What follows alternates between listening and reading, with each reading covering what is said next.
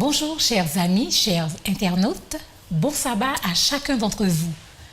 Nous vous retrouvons une fois de plus afin de partager ensemble la parole de Dieu. Nous poursuivons notre étude sur les alliances qui ont été conclues entre Dieu et l'homme. La semaine dernière, nous avons parlé des alliances que Dieu a conclues avec Noé. Aujourd'hui, avec pasteur Lucéa et pasteur Siger, nous parlerons de l'alliance perpétuelle que Dieu a conclue avec Abraham et sa postérité. Je vous dis bienvenue à chacun d'entre vous. Bien, merci. Alors, nous allons prier. Pasteur Siger. Nous inclinons la tête. Éternel Dieu, notre Père, nous sommes vraiment reconnaissants puisque en ce jour, nous arrêtons toutes nos activités afin que ce saint jour te soit consacré. Merci parce que tu nous permets une fois de plus de pouvoir ouvrir ta parole de vérité. Et alors que nous nous consacrons à cette étude, nous te prions que ton Saint-Esprit puisse descendre parmi nous. Descendre, Seigneur, dans le cœur de tous ceux qui vont recevoir ces paroles.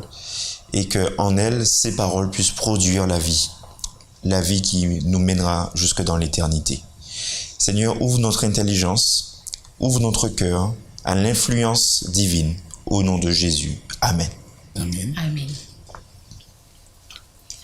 Genèse 17, le verset 7 dit « J'établirai mon alliance entre toi et moi, et tes descendants après toi, selon leur génération. Ce sera une alliance perpétuelle, en vertu de laquelle je serai ton Dieu et celui de ta postérité après toi. » Alors, on voit que, tout comme avec Noé, Dieu appela Abraham dans une relation d'alliance spéciale qui avait plusieurs paramètres en commun avec l'alliance de Dieu avec Noé. Pouvons-nous déjà dire deux mots sur Abraham? Qui est-il? Donc, Abraham, c'est un homme qui vivait en Ur-Chaldée. Et Abraham n'était pas, était un adorateur des idoles. C'était un pays idolâtre. Et son père était Terach.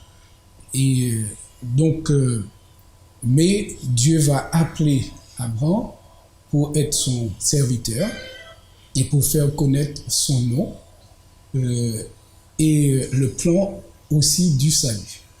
Donc, au départ, ce n'était pas un adorateur du vrai Dieu. C'était un idolâtre.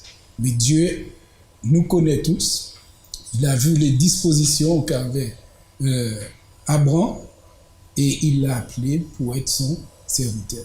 D'accord. Alors, on voit que lorsque Dieu est entré pour la première fois dans une relation d'alliance avec Abraham, il s'est fait connaître en donnant une auto-identification de lui-même. Donc, quel est le nom de Dieu et que signifie son nom? Très bien. Alors effectivement, lorsque Dieu s'adresse à Abraham, il le fait avec un terme particulier. Déjà, Dieu, lorsqu'il utilise ce terme, en fait, c'est son nom propre, si on peut dire. Donc, c'est le nom Yahvé. Et le nom Yahvé a une signification d'une très haute importance. Pourquoi? Puisque c'est le nom qui va décrire Dieu dans sa plénitude. Déjà, le mot Yahvé, qui vient en fait du terme hébreu, qui veut dire être. Pourquoi? Parce que Dieu est celui qui est. D'ailleurs, plus tard, il dira à Moïse, je suis. Tu diras à Pharaon et aux Israélites, je suis m'a envoyé. Donc Dieu est celui qui existe par lui-même. Dieu est celui qui existe éternellement. C'est-à-dire que c'est un Dieu qui se suffit à lui-même. Il n'est pas comme d'autres dieux qui ont été façonnés d'une main d'homme.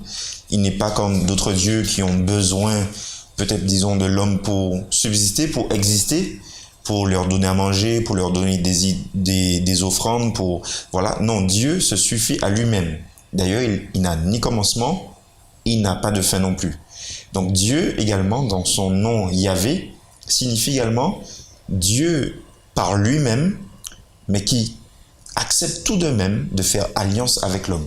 Et ça, c'est vraiment quelque chose d'extraordinaire de voir que ce Dieu suprême accepte tout de même, du haut de son trône, du haut de sa divinité, du haut de sa toute-puissance, il accepte tout de même de se rabaisser pratiquement à l'homme pour traiter alliance avec, disons, notre imperfection, nos défauts. Il accepte tout de même. Donc, Yahvé, le Dieu de l'alliance. Je voudrais juste ajouter que ce mot prononcé, Yahvé, est représenté par ce qu'on appelle le tétragramme. Les 4 lettres hébreux, le YH, WH. Aya, comme tu dis, le mot hébreu qui signifie être. Aya, qu'on trouve aussi dans lorsque Dieu va créer Adam et Ève et qu'il va insuffler le souffle de vie, il va dire que l'homme va devenir Nefesh Aya, un être vivant. D'accord? Donc dans Aya, on a l'être, et c'est pourquoi des traductions traduisent cette expression comme âme vivante, mais on peut aussi traduire comme être vivant. D'accord? Donc, il n'y a pas de mystère dans âme, parce que beaucoup de gens pensent à un mystère dans le mot âme, mais ce mot veut dire aussi être vivant. D'accord? Et donc, dans le mot Yahvé, comme tu disais, il y a déjà le mot être, qui voudrait dire vie, le vivant. Dieu vit par lui-même. Et ça, c'est très important de servir un Dieu comme cela. Mais les idoles, même si on leur apporte à manger, ils ne peuvent pas manger. Ils ne parlent pas. Ils peuvent rien prendre. Ils existent que dans l'imagination de ceux qui l'adorent. D'accord?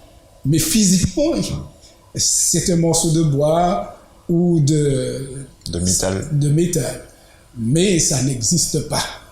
Tandis que le Dieu que nous servons, c'est un être vivant. Il a la vie en lui.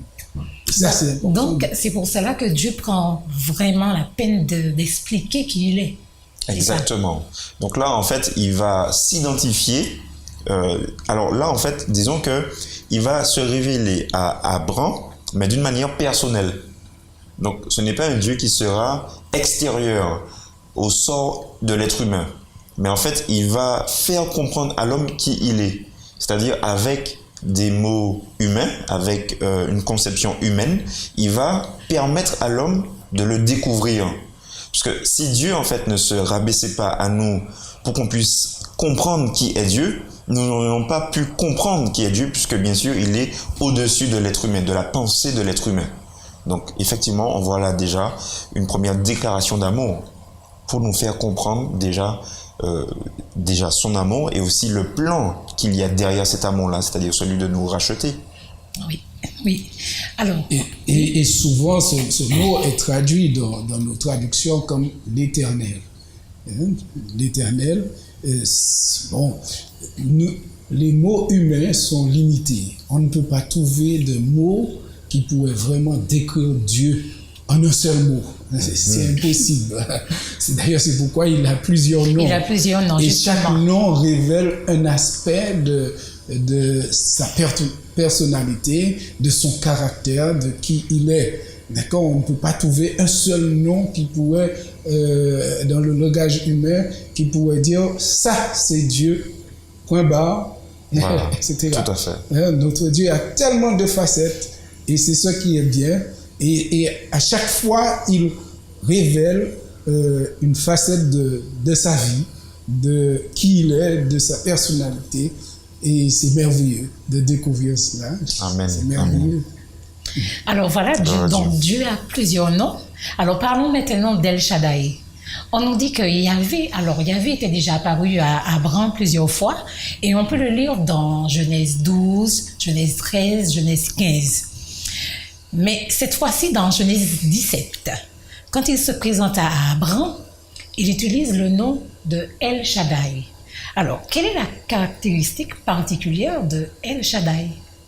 Bien, alors déjà, dans toute la Bible, c'est la première fois que le nom de Dieu sous la forme El Shaddai se présente. Et c'est à Abraham, justement. Alors, El Shaddai peut être décomposé en plusieurs parties. Déjà, nous savons que El veut dire Dieu, puisque c'est El, la partie El, c'est la partie du langage sémitique, c'est-à-dire des langues anciennes, qui traduisait en fait Dieu, donc tout simplement. Et le mot Shaddai également peut être divisé en deux parties. Premièrement, Shad, qui veut dire la puissance, le Père nourricier, le Père vraiment qui pourvoit à tous les besoins, mais également de la mère, n'est-ce pas, d'un parent qui donne, qui nourrit, qui abreuve vraiment ses enfants de nourriture, de soins, de tout ce qu'on peut avoir de tout ce qu'on a besoin pour grandir en bonne santé. Donc, il va vraiment donner sans compter. Donc là, bien sûr, les enfants d'Israël, on en fait l'expérience. Dans le désert, ils ont vraiment reçu en abondance de la nourriture, de l'eau, des soins, voilà, sans compter. Mais le mot aussi se termine par Dai, donc El Shaddai, et Dai qui veut dire en fait le Dieu qui va également, disons, dire stop à son enfant. Stop, pourquoi? Parce que quand un enfant, par exemple, quand il a bien mangé et qu'il a bien profité, faut pas non plus que l'enfant puisse aller au-delà des limites. Pourquoi? Parce que si je vais au-delà, par exemple, de la falaise, je pourrais tomber, bien sûr, mourir. Donc là, nous voyons un Dieu, effectivement, qui est tout-puissant, dans le fait qu'il pourvoit, il donne sans compter, parce qu'il nous aime, effectivement, mais un Dieu surtout qui est soucieux de notre salut. Ça veut dire un Dieu qui ne va jamais nous laisser aller jusqu'à la mort. Un Dieu qui ne va jamais nous laisser aller sans nous interpeller dans les bassesses du péché. Et c'est ce qui est intéressant parce que, effectivement, dans les autres religions, peut-être que les dieux étaient simplement là pour donner, mais il n'y avait pas de contrebalance dans le fait où tout était permis. Mais avec Dieu, il nous aime tellement qu'il veut que nous soyons à son image. Il veut que nous soyons vraiment dans des conditions à sa ressemblance, disons. Donc là, en fait, il s'adresse à Abraham de cette manière pour lui dire, écoute, j'ai une grande mission pour toi. J'ai un grand avenir pour toi. Et cet avenir-là, sache bien que par toi, tous les peuples seront bénis. Et ça, c'était vraiment une révélation hors du commun. Et je suppose qu'Abraham, quand il a reçu ces paroles, il devait être vraiment content de faire partie, tout comme nous d'ailleurs, nous sommes contents de faire partie de cette aventure avec Dieu. Oui, mais il devait être surpris aussi, à mon avis. Tout à fait, surpris. Alors, j'ai dit que Dieu se présente à ce moment-là avec ce nom aussi, vu la signification que nous avons en français, mais qui est aussi limitée. Dieu tout-puissant. D'accord? Et comme tu dis, c'est dans Genèse et dans Job que nous trouvons ces expressions. Mais dis-moi, pourquoi il voulait souligner cette toute-puissance? Pourquoi? Oui, et quand on considère le contexte du chapitre 17, ce que Dieu va révéler enfin, il l'avait déjà révélé, mais là, il vient pour faire comprendre à Abraham que ça va se réaliser.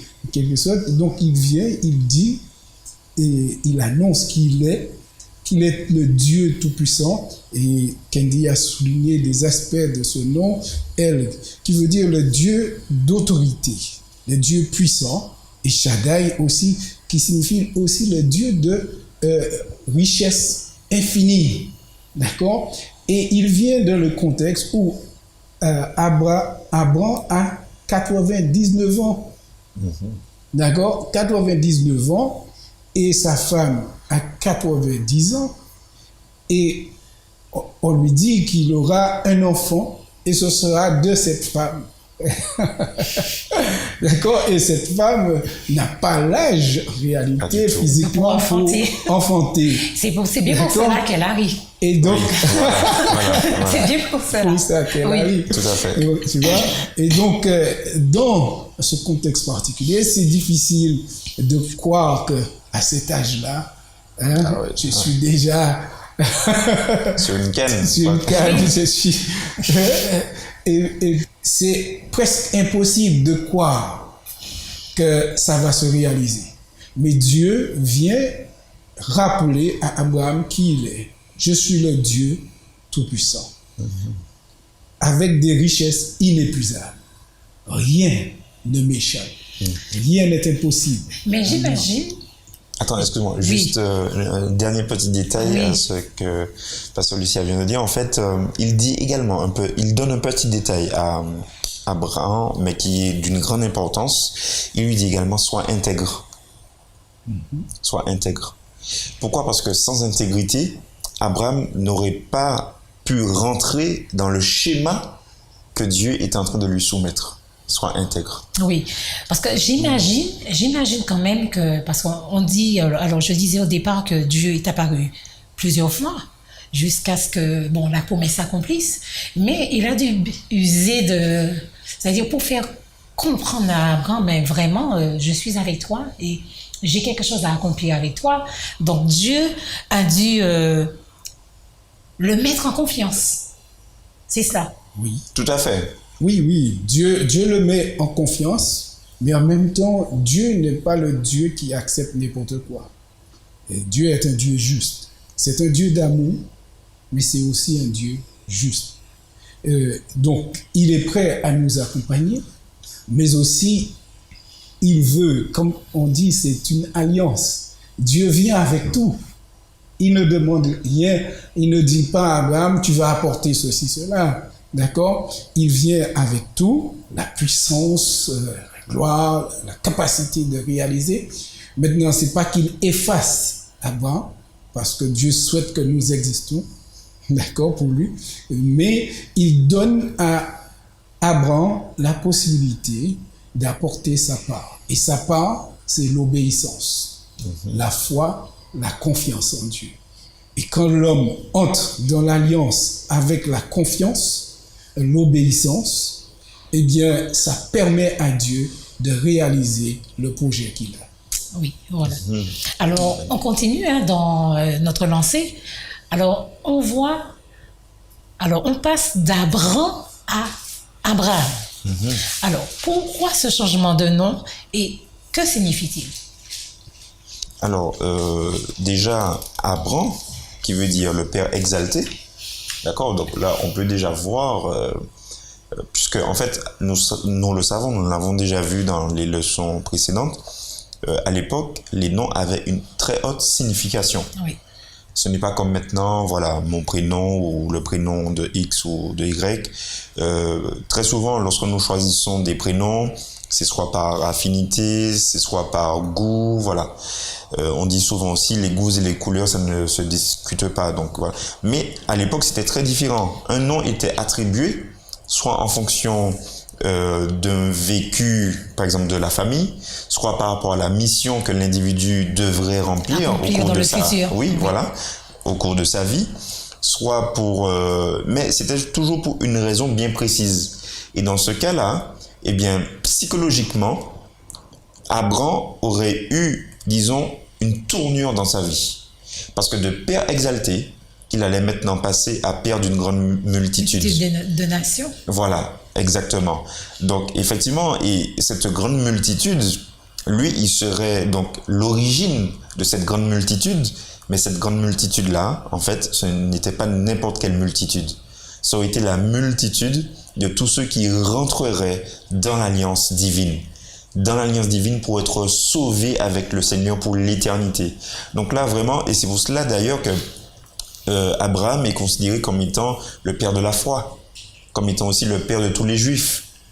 Voilà. Donc là, en fait, Abraham va abandonner une partie de sa vie, enfin, va abandonner sa vie passée pour maintenant se consacrer à une vie totalement nouvelle. Donc, c'est un peu, voilà, en quelques mots, la raison, enfin, l'une des raisons du changement de nom. Donc, ce que tu veux dire, c'est que ce changement de nom implique des changements psychologiques et spirituels aussi dans la vie d'Abraham. Si, c'est important à ce moment-là parce que c'est vrai qu'il était appelé Abraham, père exalté ou élevé, mais en réalité, Abraham, en se regardant, dit, mais j'ai un nom qui signifie cela, mais je n'ai pas de poste. postérité. Voilà. D'accord?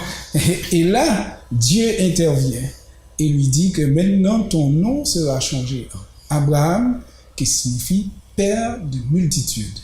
Et toutes tes familles seront bénies en toi.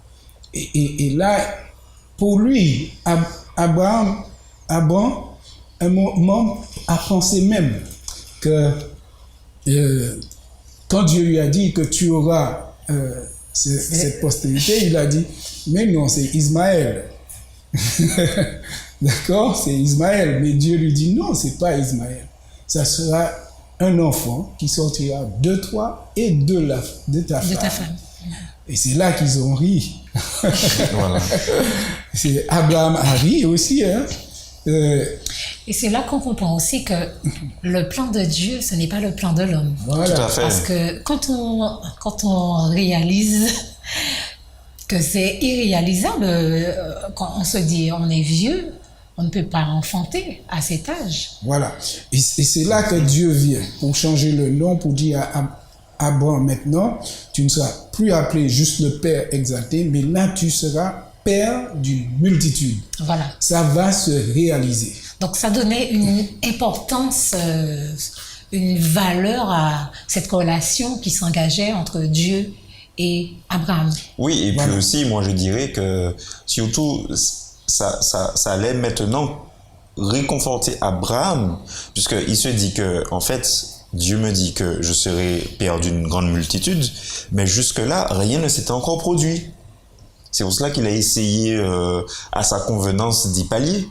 Mais même quand Dieu lui a dit non, ce n'est pas d'Ismaël, mais que ce sera du produit vraiment en fait de tes entrailles et de Sarah. Mais en fait, jusque-là, Abraham n'avait encore rien vu arriver. Oui. Donc là, il fallait vraiment faire preuve de foi.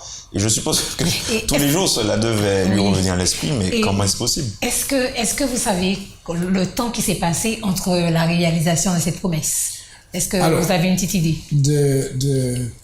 Du moment où Dieu a se commencé présente, à à ce moment-là, à lui, voilà. Nous avons la réalisation, je crois, au chapitre 18, Dieu va revenir sous forme de 3 personnes. Il y a 3 personnes qui arrivent. À moi, on va prendre soin d'eux, leur demander de rester. Il va les nourrir, etc.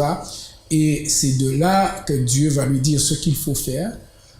À moi, il va agir exactement comme Dieu lui demande, les animaux de 3 ans, etc., qu'il va couper en 2, il va mettre un morceau de chaque côté, et ensuite il va passer au milieu, et tout ça, et le soir, Dieu va envoyer le feu qui va consumer ce sacrifice, d'accord? Donc, c'est important, Dieu est en train de construire, en quelque sorte, la foi d'Abraham. Tu vois, parce que du néant, de l'impossible, humainement impossible, oui. d'accord, la chose va se réaliser. Donc, il dit, l'année prochaine, quand je vais revenir, tu auras un fils. D'accord? L'année prochaine. Cette fois-ci, les autres moments, Dieu ne lui donnait pas de délai. Dieu lui disait que je vais te bénir, tu auras une postérité, d'accord, etc. Mais là, Dieu lui dit, l'année prochaine, à mon retour, tu auras un fils. Alors, nous étions en train de parler du changement du nom d'Abraham à Abraham. Alors, comment pouvons-nous appliquer ce concept à ce qui se passe pour nous lorsque nous sommes nés de nouveau? Alors ça, c'est vraiment une question, je crois, qui doit s'adresser à toute personne qui décide de suivre Dieu. Parce que pour toute personne qui décide de suivre Dieu, il y aura ce moment, ce carrefour dans la vie de cet individu, et cet individu devra faire un choix. Et ce carrefour-là s'appelle la croix du Christ. Parce que aussi vrai que nous pouvons arriver à la croix de n'importe quel chemin, puisque nos vies peuvent être totalement différentes, oui. Mais après la croix, il n'y aura seulement que 2 chemins. Soit celui de la vie, ou soit celui de la mort. Et par ce chemin-là, enfin par cette image-là, nous pouvons comprendre que la vie que nous avions avant la croix ne peut être la vie que nous aurons après la croix. Et c'est ce que Abraham, qui est devenu donc Abraham, a expérimenté avec son Dieu. D'ailleurs, même le livre d'Hébreux en parle, que c'est vraiment par la foi. Et non seulement Abraham, mais tous ceux après. Donc c'est par la foi en fait que nous sommes sauvés. La foi dans le sacrifice, la mort et la résurrection de Jésus-Christ. Et en fait, ce sacrifice-là est également celui qui nous transforme à salut, celui également qui nous permet d'arriver, de concourir le bon combat et d'arriver jusque dans la vie éternelle. Je dis amen à cela. Ok. Oui. Et tu as quelque chose d'autre à ajouter? Donc je dirais, avant qu'Abraham ne rencontre Dieu, la vie était stérile pour lui. Ça n'avait pas de sens, etc. Et à partir du moment où il a rencontré Dieu, sa vie a changé. Et sa vie, il a trouvé du sens à sa vie. Et ce qu'il craignait le plus, c'est de laisser ce monde sans héritier. Dieu va lui donner cet héritier et une multitude. Donc, notre Dieu n'est pas limité. Nous pouvons faire confiance à ce Dieu. Donc, même si on ne l'a pas encore accepté comme notre Seigneur et Sauveur, même si on ne croit pas qu'il existe, tout ce qui est autour de nous nous montre qu'il y a un Dieu qui existe, parce que ce n'est pas le hasard qui a mis le ciel qui est au-dessus de notre tête. La terre où nous marchons, ce n'est pas le hasard. D'accord? Et même notre être, notre corps n'est pas un hasard. Tout est bien calculé. D'accord? Et donc, ce Dieu qu'Abraham a rencontré, qui a changé son nom et aussi changé sa vie, peut aussi changer notre vie. Voilà. Donc, à partir du moment où nous rencontrons Dieu, notre vie change. Amen. C'est bien cela. C'est bien ça. Oui, et il me semble qu'il y a un chant aussi qui dit « Je n'ai jamais vu un homme qui passe près de la croix et qui reste le même. » La vie d'Abraham a changé complètement. Amen. Voilà. Alors, nous continuons. Nous allons parler des étapes de l'alliance. Alors, on dit que Dieu fit une alliance en 3 étapes avec Abraham. Alors, est-ce qu'on peut les définir? Oui, alors déjà, il y a la première fois où Dieu s'est adressé à Abraham, c'était en Genèse chapitre 12. Ensuite, Genèse chapitre 15 et Genèse chapitre 17. Et j'ai vraiment apprécié la relation, donc l'analogie qui a été faite avec le message des 3 anges.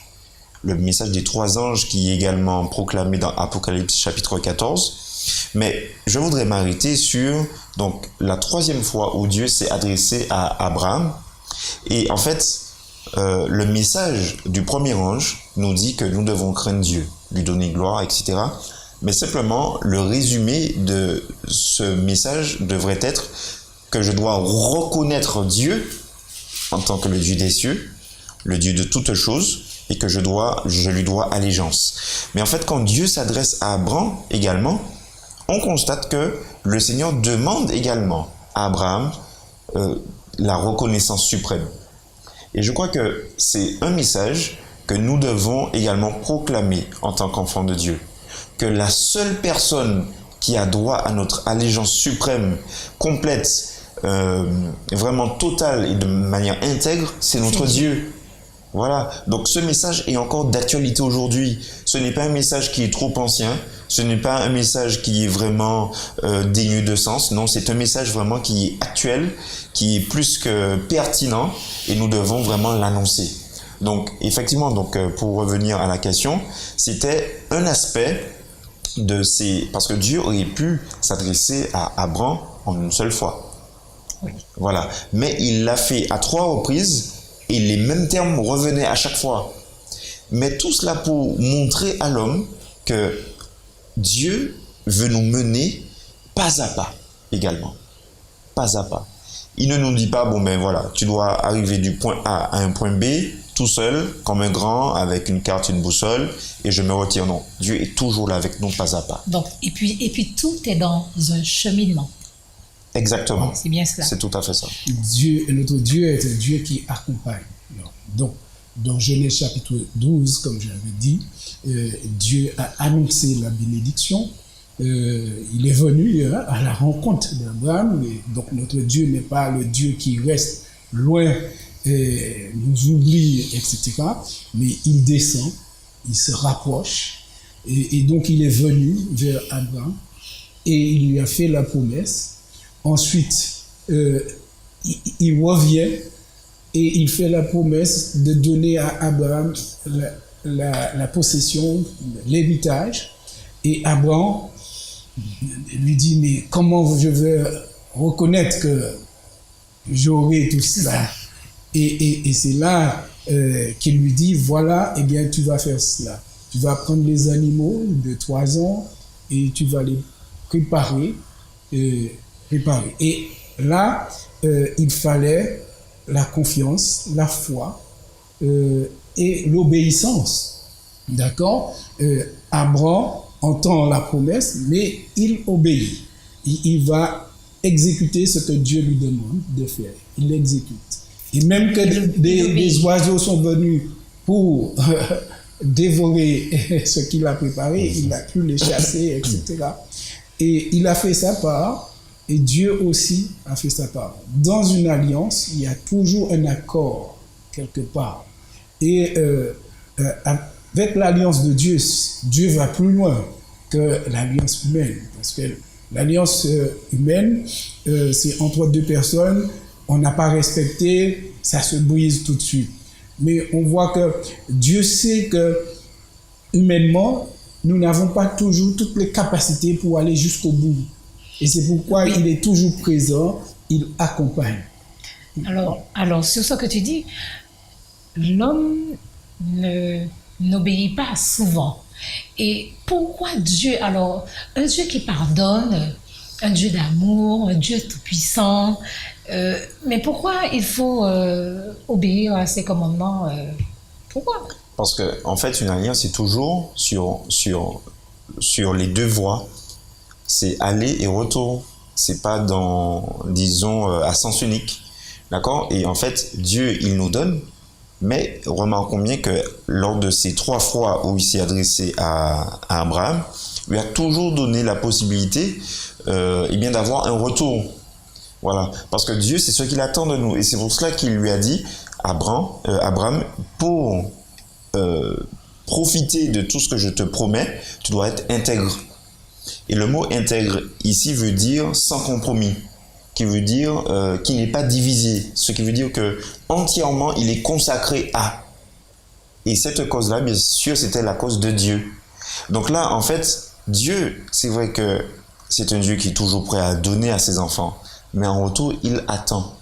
Il attend de voir effectivement si nous pouvons recevoir. Parce qu'attention, ne croyons pas qu'en tant que simple humain, nous pouvons recevoir des bontés divines. Parce que pour pouvoir recevoir quelque chose de divin, il faut pouvoir le recevoir. Il faut le mériter. Je ne dirais pas mériter, mais il faut déjà être propice à le recevoir. Et d'ailleurs, c'est pour cela que Jésus est appelé le sacrifice de propitiation, c'est-à-dire le sacrifice qui nous rend propice, qui nous permet de pouvoir recevoir. Mais est-ce que tu veux dire que l'alliance s'est accomplie avec des conditions? Il y avait des conditions, effectivement. En réalité, quand Dieu vient, il fait la promesse. Il ne demande rien à Abraham. C'est lui qui l'a choisi. Oui. Il a choisi. Maintenant, Dieu l'a choisi, mais il s'attend à ce que Abraham puisse reconnaître qu'il est Dieu. D'accord? Il attend quelque chose de l'homme, mais l'alliance n'est pas basée sur la fragilité de l'homme, parce qu'on est trop fragile. On est trop fragile pour cela. Et nous sommes souvent désobéissants. Est basée sur la fidélité de Dieu. Mais en même temps, Dieu ne veut pas que nous puissions rester là où nous sommes. Dieu souhaite que nous puissions aller de progrès en progrès. D'accord? Que nous puissions devenir, comme Candy a souligné, Dieu lui a dit, marche devant ma face. Voilà. Et quand Dieu dit une chose, il donne aussi la capacité, d'accord, le pouvoir de réaliser ce qu'il demande. Et Dieu ne nous laisse pas seuls dans notre coin pour nous débattre, etc. Il veut aussi que nous puissions avoir cette confiance en nous-mêmes, parce que on n'est pas là comme des petites marionnettes, etc.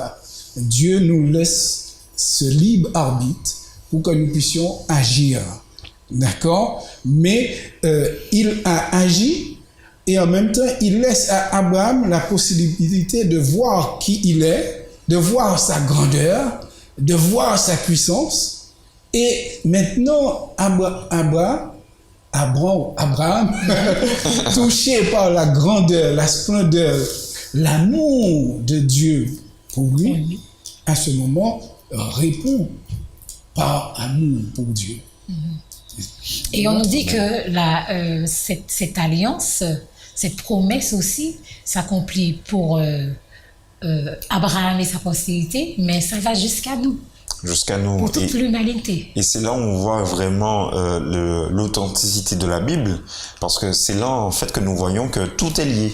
De la Genèse jusqu'à maintenant, nous voyons que dès le commencement du monde, il y a un fil conducteur qui est vraiment bien établi, qui est vraiment bien synchronisé et qui a une chronologie parfaite, et aussi que nous pouvons comprendre des choses qui nous mènent jusqu'au salut.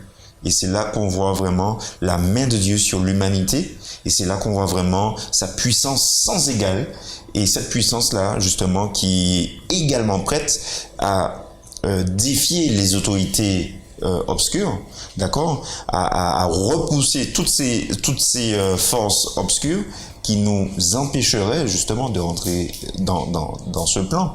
Et je pense que c'est ouvert à tout le monde. Tout le monde peut être sauvé. Je dis vraiment gloire à Dieu pour ça, parce que nous avons accès au salut. Oui. Alors, pour terminer, que nous apporte, est-ce qu'on pourrait dire ça, que nous apporte l'histoire d'Abraham? Alors, c'est intéressant l'histoire d'Abraham, parce que pour nous aujourd'hui, parce qu'on voit que au travers de cette histoire et de ces rencontres, Dieu veut révéler le plan du salut pour l'humanité, d'accord? Pas seulement pour sa postérité immédiate, mais comme Kendi a souligné, il y avait l'aspect spirituel qui arrivait jusqu'à nous. Parce que quand Dieu a dit « toutes les familles seront bénies en toi », il voyait aussi la conversion des païens. D'accord? Donc, le salut, Dieu ne limite pas le salut uniquement à un peuple. Il a bien appelé un peuple, mais le but, c'était pour que ce peuple puisse faire connaître son nom aux autres nations. Parce que le but de Dieu est révélé dans Jean 3,16, car Dieu a tant aimé le monde qu'il a donné son Fils unique, afin que quiconque croit en lui ne périsse point, mais qu'il ait la vie éternelle.